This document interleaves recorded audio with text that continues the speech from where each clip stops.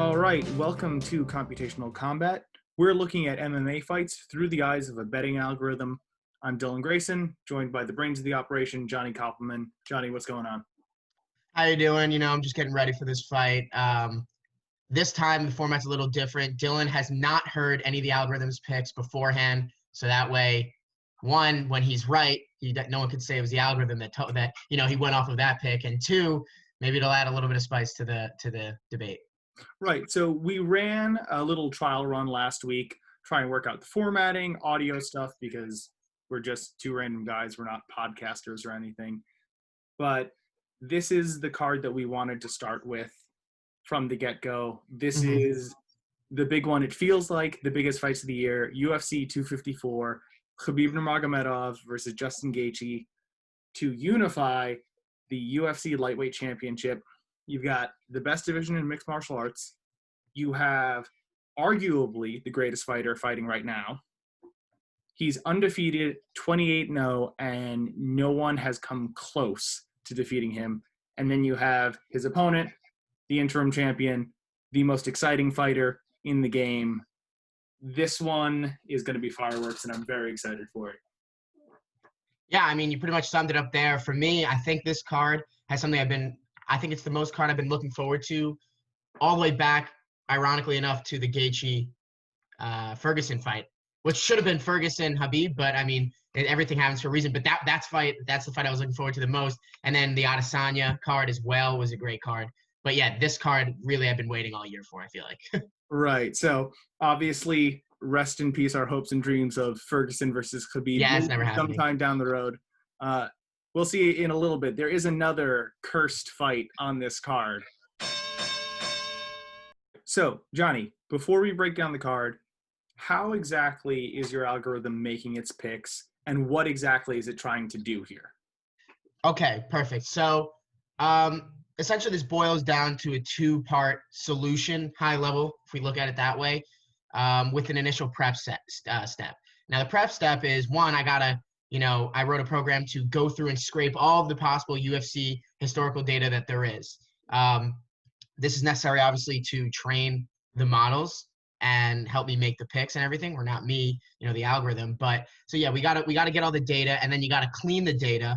And basically, the stats that we're looking at, or the model is getting trained off of, has to do with stuff like how many, significant strikes are attempted, how many significant strikes are landed, how many significant strikes your opponent attempts on you, how many significant strikes you attempt or your opponent lands on you, and all of those kinds of stats across the board. It includes height, weight, as well as age, reach, anything that could have an effect is added there. And the reason for this is a quick high level, again, reasoning is because the way machine learning works, specifically the way the algorithm I'm using, has a lot to do with finding patterns and fitting curves to things that a human can't see. If you think of a two-dimensional graph, as a human, we can easily point out patterns such as like a linear graph. We could say, oh yeah, that's a linear association, stuff like that pretty easily.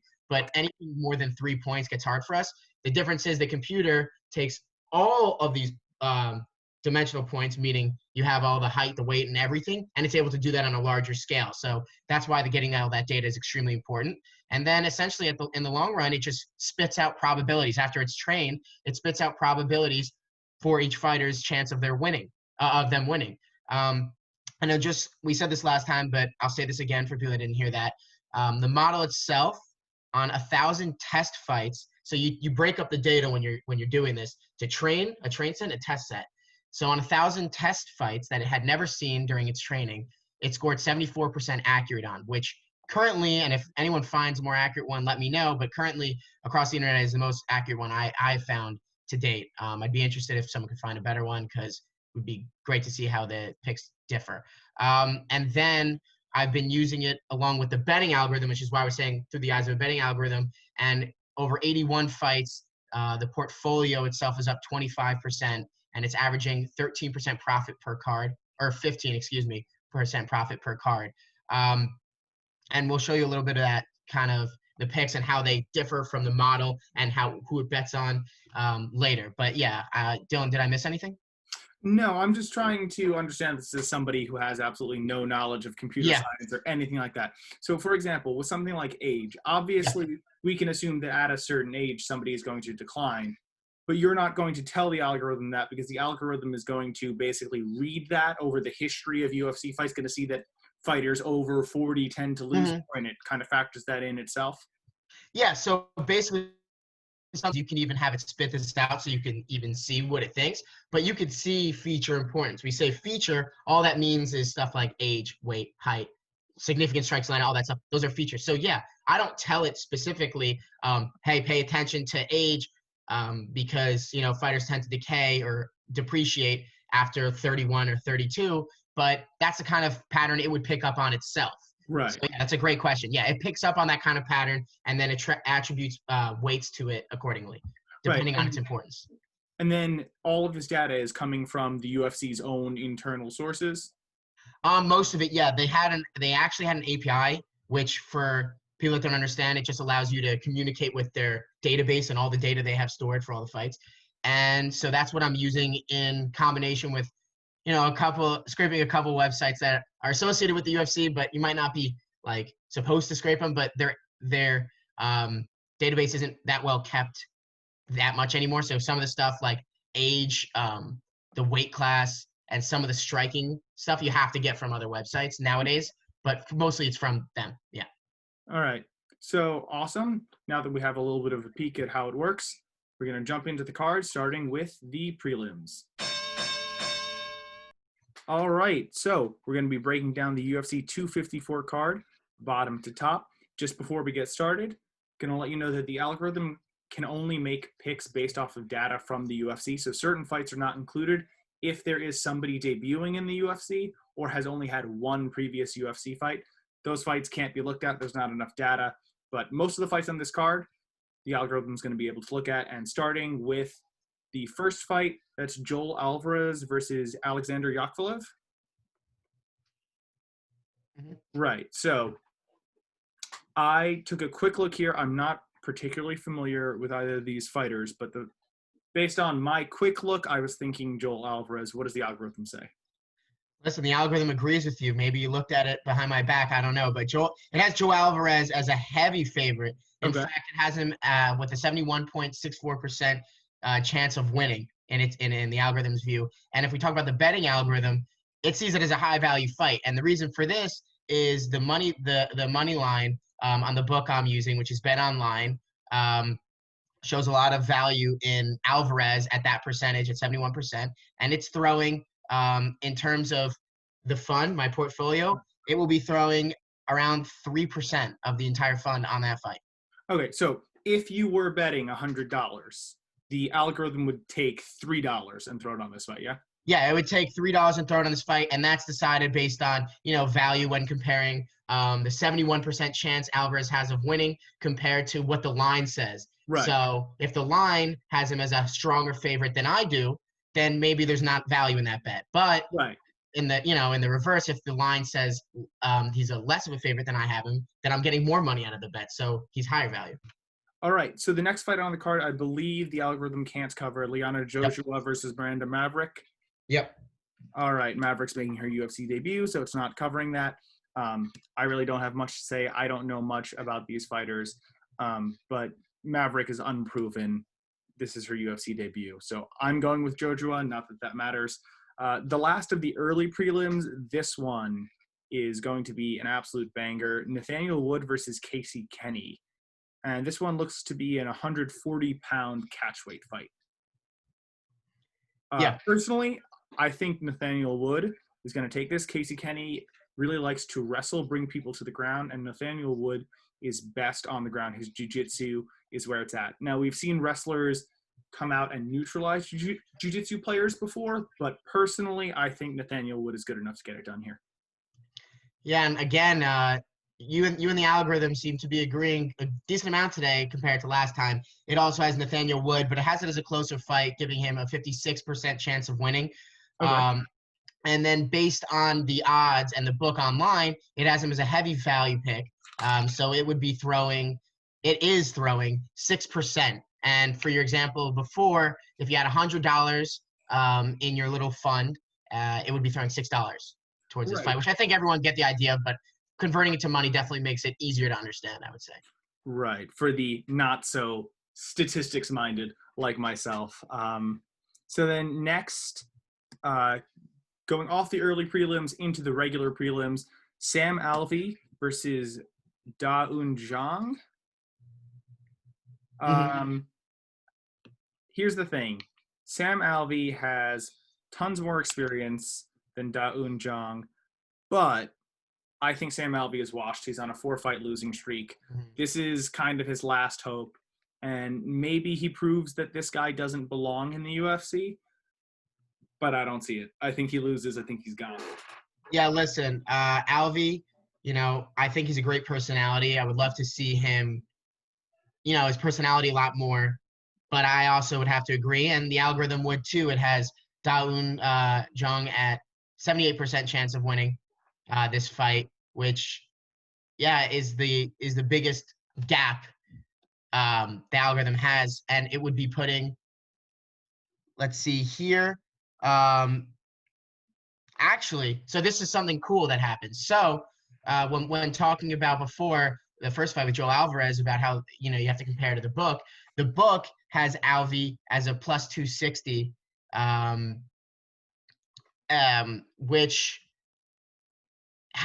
essentially means that the book has him as less of, or sorry, the book has him as more of a underdog than we do, but barely. It's pretty close.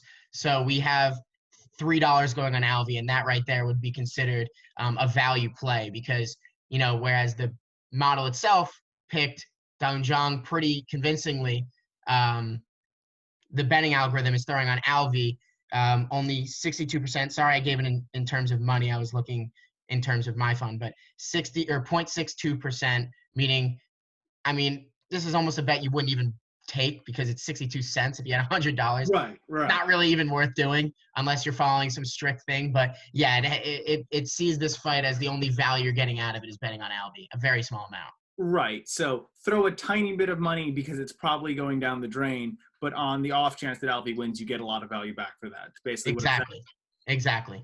All right, neat. So then moving up the card, you've got Alex Cowboy Oliveira versus Shovkat Rakhmanov. Is this another one of those fights where the algorithm can't take a look at it? Yeah, that's another one of those fights right there. So Rakhmanov is making his UFC debut. He is, I believe, 12-0 with 12 finishes.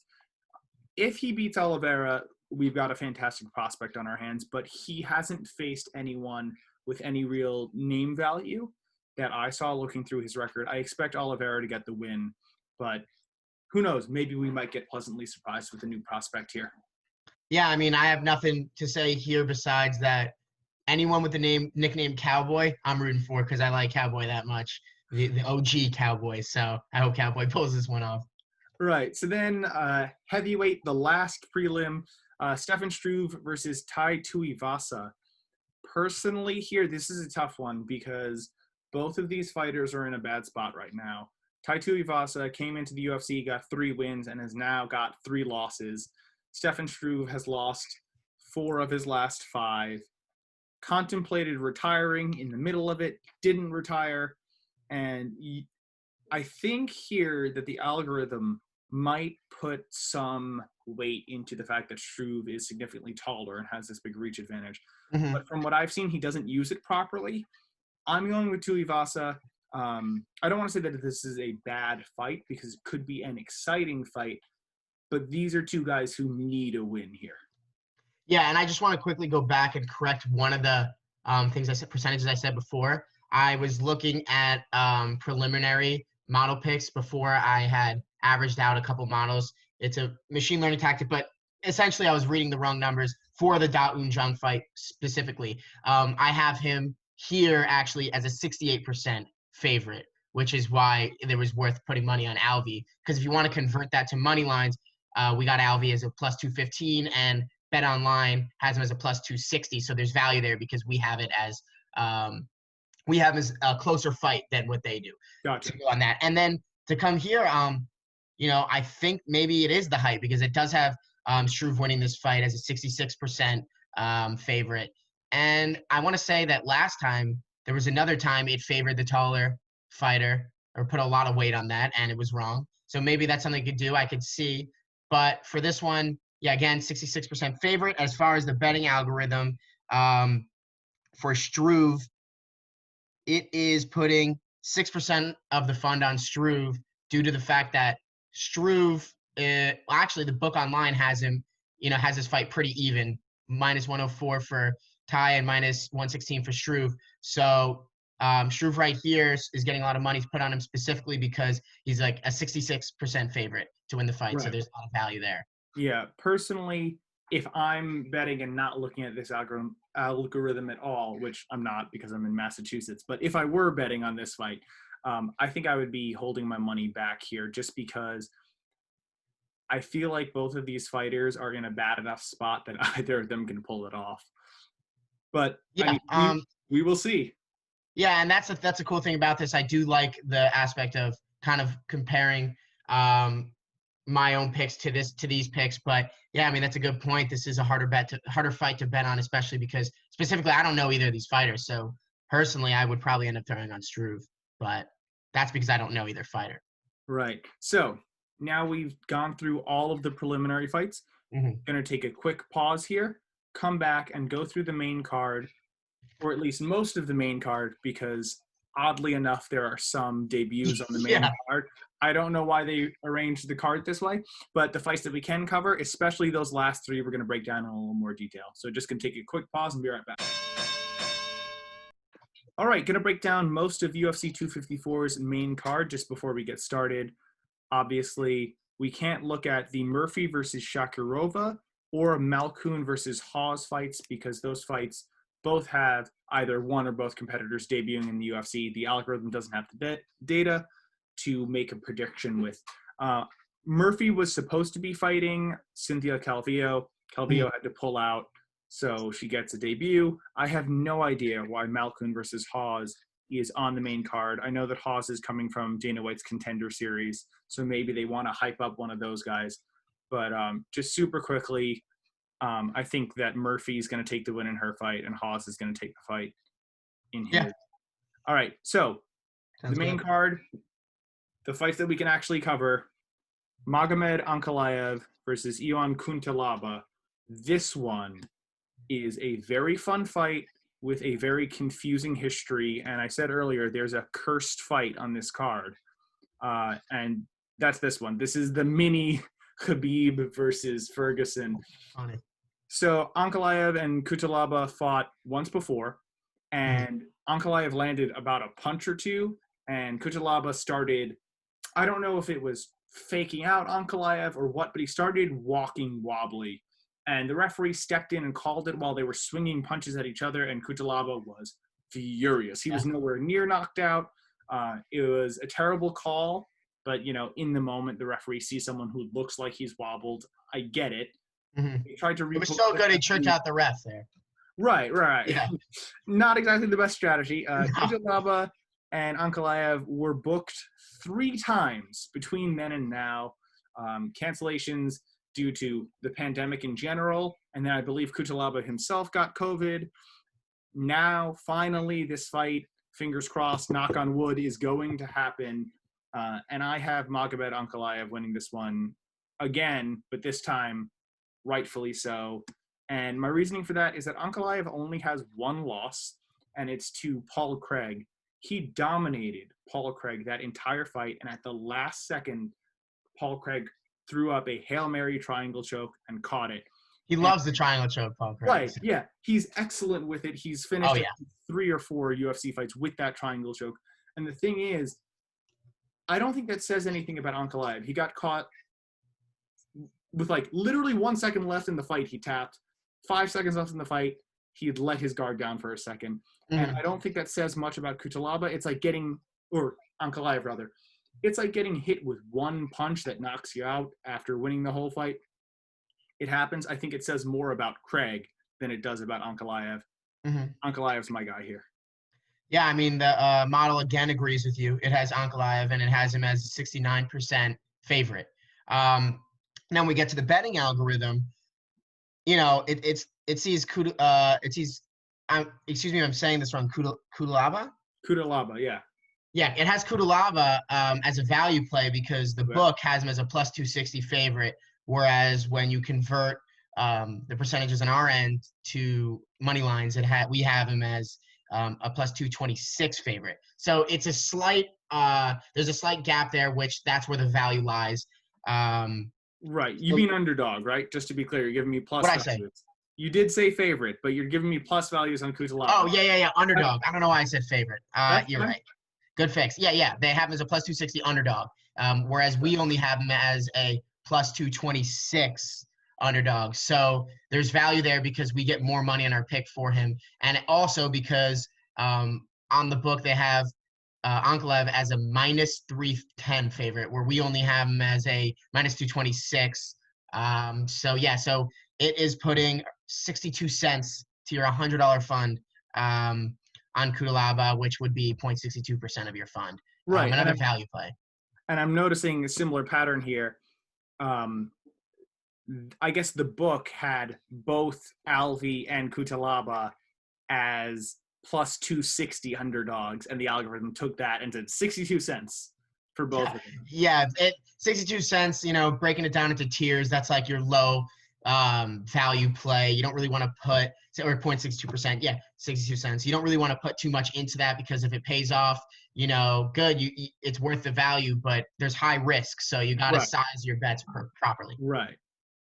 Okay, so the three big ones here: Alexander Volkov versus Walt Harris at heavyweight. Personally, Walt Harris coming off of a loss to Alistair Overeem after everything that's happened with him. First of all, just absolutely heartbreaking. He was the UFC fighter who last year his stepdaughter got kidnapped and murdered. And then he came back to fight, which is just incredible that he can manage to come back and do that. And then he lost. It was hard to watch. Awful. Overeem just completely went through. It hurts me to say it, but I think he loses again. I just think that Alexander Volkov has done better. He has better wins than Walt Harris does. Walt Harris hits like a truck. I think he's very good, but I think that Alexander Volkov will win this. And I think that he's probably going to win it by decision. Harris's gas tank was a little bit suspect in the Overeem fight. Yeah. I mean, I would agree with that. And then, so the algorithm, their model, again, agrees with you. It has Volkov as a 67% favorite. Even going as far to say to throw 1.25% of the fund, meaning $1.25 to your 100. And again, I want to go over something quickly. So the percents of the fund is completely built in a way that you have longevity. You're not throwing in your full $100 every card, unless it was all extreme high value kind of plays. So that's where, the gambler and people want to say that's not enough, but this is built for longevity and for profit. Just want to get through that. So you could scale up accordingly if you're listening, which I don't encourage you to. But anyway, again, 1.25%, $1.25 to your 100. Now I want to go over some of the key statistics for this fight. When looking through this fight, they both have the same amount of rounds fought, with Volkov having one less round. Something interesting here is if Harris wins, you can bet that it's going to be a finish because all of Harris's wins, 7 wins, have been 7 finishes. Whereas Volkov, he has 5 wins and 2 have been by knockout and the other they've been more dispersed. So you can't really be as sure for that one. Now, to break down some of the key, advantages for Volkov here is head strikes. He outlands head strikes against his opponent 2-1, whereas Harris pretty much trades evenly. So if you want to talk about how they perform against their opponents, Volkov has been doing better for head strikes. So he's going to land a lot of head strikes. He out head strikes Harris in comparison. Volkov also usually out leg kicks his opponents, whereas Harris gets out leg kicked. So that's another way Volkov, reading it in reverse. But basically that's another place where Volkov you might see him shine, keeping his distance, hitting leg kicks, because he also outstrikes 2.5 to 1 his opponents with distance strikes, meaning Right. that's your overhand right kind of tosses, your leg kicks, anything that your jab, anything that you use to really keep distance. Whereas Walt Harris gets out distance, meaning people usually keep him away with their distance strikes. Right, and that's how I see this fight going, because Yeah. Volkov is long and he's rangy, and I think he is going to stay on the outside and land volume. I don't expect him to knock out Walt Harris with one punch, right? I expect him to be putting damage on over 3 rounds. Yeah, and I think the only way you see Harris win is with, one of those button shots right on the jaw where you'd have Volkov backing up and, Harris coming in on a great angle, because across the board he's, he's beaten in all the stats. Want to talk about one of the most important stats, significant strikes landed. In this specific fight, Volkov outlands his opponents 3 to 1, whereas Harris gets outlanded completely 1 to none, meaning 2 to 1 essentially. So another place where Volkov comes in, he's landing more significant strikes, and that's really because Harris's knockouts, it only takes 1, so he he doesn't have to land a ton of those to get the W. He's just got to land 1. So again, I would have to agree with you. I see Volkov keeping the distance and getting the win here. Right, and I think Harris's best shot is early. His last 2 wins were knockouts against Sergey Spivak and Alexei Olenek, both very fast knockouts. I think if he doesn't do that, he's going to get beat. All right. I agree. Co-main event time, Robert Whitaker versus Jared Cannoneer at middleweight. I see this one going for Robert Whitaker. Whitaker's last 2 losses were both to rangy, counter-striking kickboxers. That's last year against Israel Adesanya when he lost the middleweight title, and then going back real far to 2014 at welterweight when he lost to Stephen Wonderboy Thompson. I think that Jared Cannoneer doesn't fit that archetype. I think that Whitaker is going to be able to do his usual bounce in, striking, and moving out, right? He does these blitz attacks, and I think that's going to work well on Cannoneer. I don't think Cannoneer is fast enough. Obviously, Cannoneer hits like a truck, but this is the same man in Robert Whitaker that survived Yoel Romero twice. Yeah. He got knocked down, and he kept getting back up. And it was really him bounding into those counter strikes from Wonderboy, from Adesanya, that put him down. I don't think Cannoneer does that. I'm going with Robert Whitaker here. Yeah. I mean, you might be the model. You might have been the one making these picks because, again, it has Robert Whitaker as a 60% favorite. And now comparing the book odds to, our true odds, we'll call them our picks, it sees Robert Whitaker as a great play here. It has him as, putting 3.12% of the fund in. So, again, $3.12 of your 100. And really, I would have to agree. So now let's break down the stats. I don't know how much you want to throw to this. Whitaker being even younger than Cannoneer, but because he had more title fights, whatever you want to say, he doubles the rounds that Cannoneer has in their UFC careers, 42 to 20. So he's definitely gone a lot further in the octagon, a couple miles more. That's good and bad, though, right? It is good and bad, right? Experience, but 10 wear and tear against Yoel Romero. Yeah, so yeah. Definitely took some chin points off of him, which maybe could have been why Adesanya had his way. You never know. But, I mean, he did take quite a dirty elbow from Darren Till. He did get knocked down. He got right back up and ended up winning that fight pretty impressively. But, again, another interesting thing here is Cannoneer, 5 of his 6 wins, knockout or finish. KO TKO, right? With only 1 win by decision. Whereas Whitaker, only 5 of 12 wins by knockout. So you can expect Whitaker to win in a lot of ways, whereas Cannoneer, you really want to look for the knockout here. Right. And I'm thinking decision for Whitaker here. Yeah. It's going to be hard to finish Cannoneer at this weight, but you never know. And then if you want to get down to the stats, the only one where Cannoneer just edges out, an advantage is he tends to control the clinch or out-control the clinch when compared to his opponent, whereas Whitaker gets out-controlled in the clinch. Barely. It's almost even for Whitaker when compared to his opponents, whereas Cannoneer just edges out more of control in the clinch. I don't think we'll be seeing too much of the clinch. I don't think so either. Yeah. I mean, Might Whitaker try and use some wrestling? Probably not. He really uses his wrestling as anti-wrestling. I don't think he's going to try and take it to the ground. I think he'll stay on the outside, hop in, land a few shots, hop out as usual.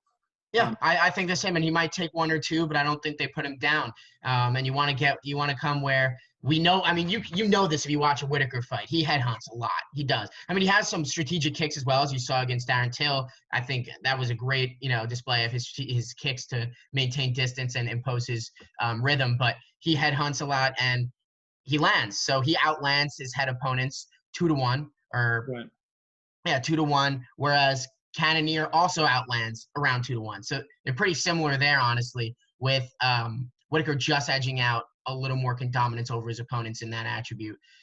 Again, they're pretty similar with significant strikes landed against their opponent, with Whitaker 2-1 and Cannoneer just below 2-1. Where you're really going to see the difference and why you might see Whitaker get more wins by decision is because he's throwing more strikes. Whitaker is 3-1 on strikes thrown when compared to his opponents, whereas Cannoneer is getting outstruck 3-1. As where we're talking about landed, they're pretty similar with Whitaker having the edge there as well. He tends to outland just shy of 2-1, whereas Cannoneer is almost even. So that's another. I mean, he's landing more strikes as well, but he's throwing more strikes. He's more active. He's overwhelming his opponents, Right. Whereas Cannoneer tends to do less of that. In fact, Cannoneer tends to throw less strikes than his opponent. And that fits with the blitz strategy. He'll rush in, land a few. I just don't think Cannoneer is precise enough to make him pay for that. Once again, I will reiterate, because it seems like the whole night I've been agreeing with the algorithm. I didn't see the picks. No. But moving on to the main event here, I have to assume that the algorithm is going to agree with me. This is the UFC Lightweight Championship. Khabib Nurmagomedov, the champion, versus interim champion Justin Gaiji. I love Justin Gaiji. He is the most exciting fighter in the UFC. I think there are some interesting challenges that he poses. But this is Khabib Nurmagomedov. Yeah. Khabib is retaining his title here. There's no doubt about it in my mind. Yeah, I mean, the model agrees with you. It has Khabib as a 63% favorite. Something interesting here is, so does everyone else that's betting, because on the book, it has, which we know is affected by how people bet as well, it has Khabib as a -330 favorite and Gaethje as a +270. And why am I talking about this? Well, it's because the betting algorithm sees a lot of value in Gaethje. Okay. It's throwing $3.12 to your 100 or 3.12% on Gaethje, and this is another value play. I mean, I agree with this, because where I do see Khabib dominating this fight, I do think that there is value on a bet on Gaethje, because it takes only one shot, and Gaethje is pretty accurate, and he also has. I mean, he talked about this, and I love when fighters do this. His strategy is like, I'm gonna basically destroy his legs, like he did to Ferguson, and then and then render Khabib's takedowns like less powerful and efficient. And Gaethje's main defense is I'm a great wrestler. What was like the 4th best in the world, so I'll be able to defend against that. So I think there is value there, even though those are just his words. Right. However, I have a question for you. Yeah. So they've been promoting this fight, champion versus champion. Mm-hmm. This is the closest fight Khabib's ever had. Do you agree with that? Because I don't agree with that. And I also don't know why they've been doing champ when Dustin Poirier also had, a strap, an interim strap, and they weren't really saying champ like that. And also they didn't say Poirier was Khabib's biggest fight. I know he didn't have the wrestling that Gaethje has, but he beat Gaethje, and I think he posed a bigger striking threat. Right. So I don't know about how they marketed the Poirier-Khabib fight. I do recall them at least having the interim title on Poirier in the poster. Oh, yeah, they did. But I'm not so annoyed with them doing that. The UFC is a company. They're trying to push this. They're trying to sell this as a huge fight. Justin Gaethje is extremely exciting, and I think that casual fans know Khabib. And I think that if casual fans who don't usually show up to watch this and they see Justin Gaethje, they're going to make a lot of new Justin Gaethje fans. That's true. He's always exciting, and I think that the biggest thing here in terms of is he Khabib's toughest challenge is this idea of the new evolved Justin Gaethje. When he came into the UFC, he was wild beyond wild. The most exciting fighter because he gets into these firefights back and forth. He gets knocked down. He gets back up. He knocks his opponent down back and forth, back and forth. He's chopping away at the legs. He's landing elbows and hooks. And I mean, his fight with Michael Johnson, he nearly died 3 times. He knocks out Michael Johnson, climbs up the cage, falls off, climbs up again, and does a backflip. And that's his introduction to the UFC. There is no one as exciting as Justin Gaethje. He is my favorite fighter outside of the Sarah Longo boys. He's something else to watch.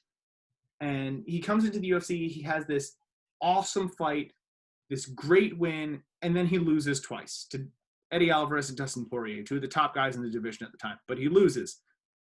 Comes off of those losses, and he comes back more measured. He still hits hard. He still does all the same stuff that he used to do. But now, when he hits, he then makes the space. He backs out, right? When he has his opponent hurt, he doesn't just rush in immediately. That's when he was leaving himself open. He doesn't get hit as much anymore. So he comes back, he knocks out James Vick. Then it was Edson Barboza. I was there live for that one. That was absolutely incredible. That, The crowd exploded. And I have video from my seat of him hitting the backflip off the top of the cage after the fight. It's one of my favorite moments in UFC history, just being there. Then he beats Cowboy. And there was all of this talk of, this is great, he's evolved, but these guys are guys that Justin Gaethje should beat. And then it's Khabib versus Tony, and then it isn't because of COVID, and then it's Tony versus Justin Gaethje, and Justin Gaethje shows up and proves that this new Justin Gaethje is for real.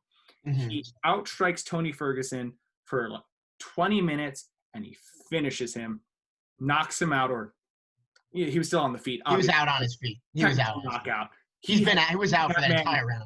Yeah, he had beaten that man senseless. And Tony Ferguson was on a 13-fight win streak. He was untouchable. And Justin Gaethje walked in and took his lunch money. Yeah. So none of it matters. None of it matters against Khabib because he throws a leg kick, it gets caught. Nothing matters because he lands a shot or two. Khabib's got a chin on him. Eventually, Khabib gets him down.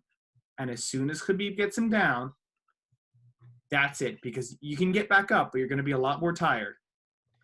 Yeah, and I also want to add that I'm not a Gaethje hater by any means, but I think that Ferguson matchup was the best matchup for a guy like Gaethje you can find.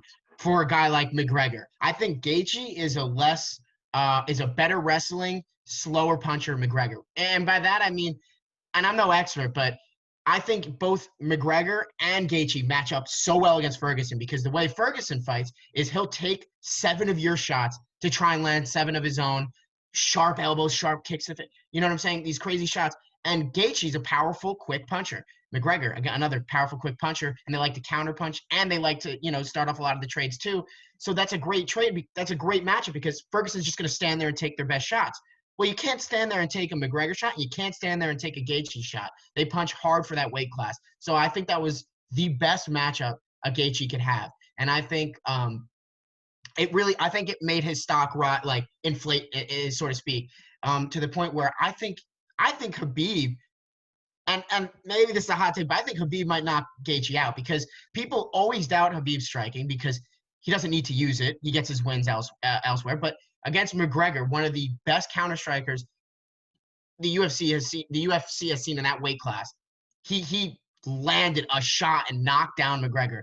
Who's knocked down McGregor like that? Nate Diaz, who was the bigger fighter in that fight, and Diaz didn't even knock him down. Diaz had him hurt, and then McGregor shot for the takedown. Yeah, exactly. Habib knocked him down with a shot to the face. I think Khabib's a great striker. I think he doesn't get enough credit, and he talked about it after the fight in interviews. He's a great striker. DC will tell you he's a great striker.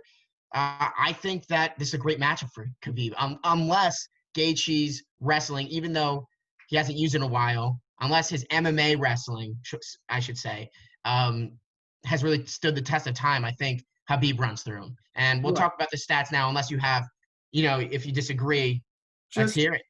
Just a little bit of input. I don't think Khabib knocks out Justin Gaethje on the feet, but I could definitely see him knocking him out with ground and pound. I think that's totally reasonable. And then the other thing is that, I think that a lot of Justin Gaethje's game plan is kind of thrown to the wind because you land a leg kick or 2 or 3, but eventually that ankle gets caught. And I think the anti-wrestling that Justin Gaethje has shown a little bit, it's great. It's worked for him well. He's been on the bottom for 17 seconds across his entire UFC career. But this is Khabib Nurmagomedov. He breaks your will. He breaks your will. A normal fighter. This is not your average wrestler. This is the most dominant wrestler in the UFC. And I don't see Justin Gaethje surviving 5 rounds of it. Yeah, and I also want to say that Khabib, I think, doesn't get enough credit amongst a lot of fans and comment sections I see because I think he's one of the best pound-for-pound fighters of all time, and I don't understand how he's not always in the debate. He's in the debate a lot, but, Khabib's resume is outstanding, 1. And 2, he dominates. He's not – it's not like, oh, it was close. He lost 1 round, 2 rounds his entire career. He lost –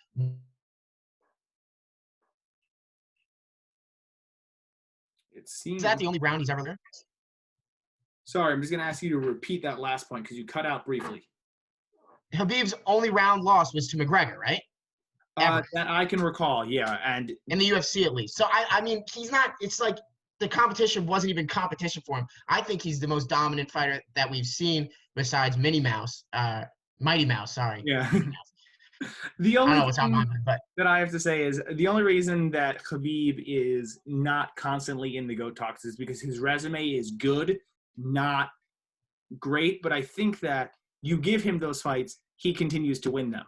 It's not like they're close fights. They're never close fights. Right. So he will be, once he retires, in the greatest of all time talks, unless something shocking happens. I also think the Dustin Poirier he beat was also one of the better was one of the better fighters in that division. I think that Dustin Poirier is better than this Justin Gaethje, which he beat him, but I think he beats him again. I think we'll see how he fares against McGregor later. That's a different weight class.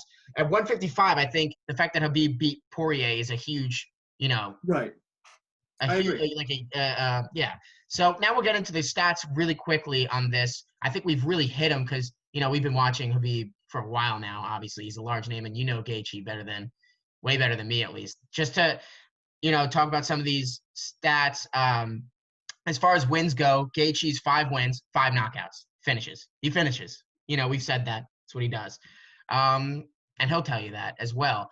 Khabib, on the other hand, he's finished people. He's knocked people out. He's submitted people. He's more, flexible when it comes to that. Now, when we talk about stats specifically, ground and pound, Dylan, I think you can guess. Who dominates more on the ground? Who do you think? Could it be Khabib Nurmagomedov? Exactly. He's smash. You know what I'm saying? It's not even close there. You know this. Yeah, you know this. It's not even close there. As far as head strikes landed, difference. This might shock you. Khabib outlands his opponents almost 3.5 to 1. Right, and it's got to come from the ground and pound. And it comes from the ground and pound. It comes from the ground. And Gaethje gets outstruck. And I think you can say that's probably from a culmination of a couple bad fights that he's had. So that's possible. But in his whole career, he's been outstruck per minute when we're talking about strikes.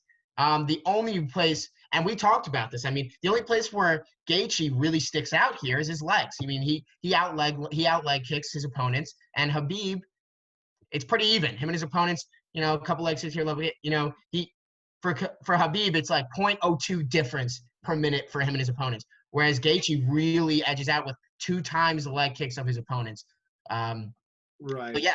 And that's what we talked about. He's going to try leg kick. He can't do it. He can't do it without risking too much in this fight. So I think we've kind of said all there is to say. There's one closing point that has stuck with me for a while. Khabib Nurmagomedov is the UFC champion in the best division in the UFC.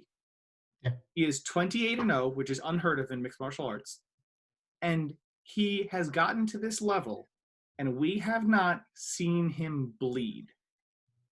Do you know how true. absurd that is? He has I didn't know that shed fact. a drop of blood. I didn't know that. Literally not one. And you are fighting the most talented, trained fighters in the world, and he runs through them.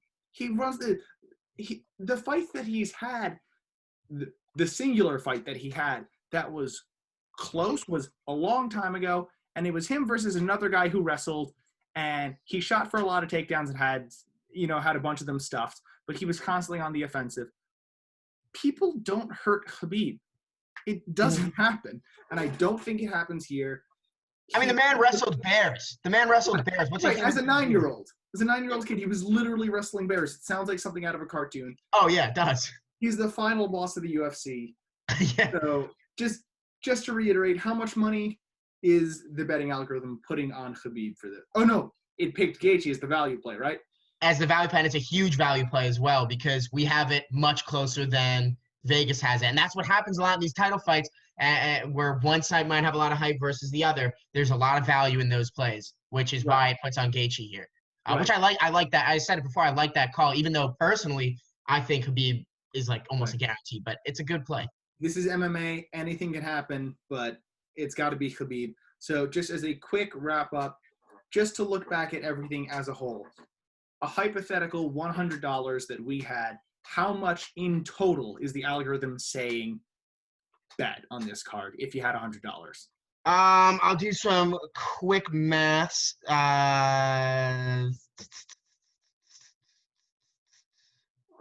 Yeah. It's around $30. Around $30. I'm a little off, plus or minus 5, but around 30. No, around like $25. Okay. So for me, 30, this is a very fun card. Most of it for me comes down to those last two fights. I really like Ankalaev versus Kudalaba as well, but Whitaker versus Cannoneer and then Nurmagomedov versus Gaethje are fantastic fights. I'm super excited to see what happens. And yeah, I guess that's kind of it. Any closing thought? My only closing thought is that Gaethje should protect his neck at all costs. That's it. Right. Protect that neck. All right. So that's it. All right, we'll see. If you guys have, whoever's listening to this has any differing comments or thoughts or anything, leave them down below. We'd love to get in fights, Twitter fights, Insta fights, YouTube fights with anyone. Right, absolutely. Anytime, any place, we will throw down keyboard warriors to the max. Yeah, have fun. If you are betting, don't bet too much. Don't lose your money. Bet smart. Don't bet too much, and get ready for a fun night on Saturday. Oh, fun day. 2 p.m. main card. That's true. So get to sleep early on Friday. Don't be doing anything stupid. All right. I'll talk to you after the fight, Dylan. See ya. See ya.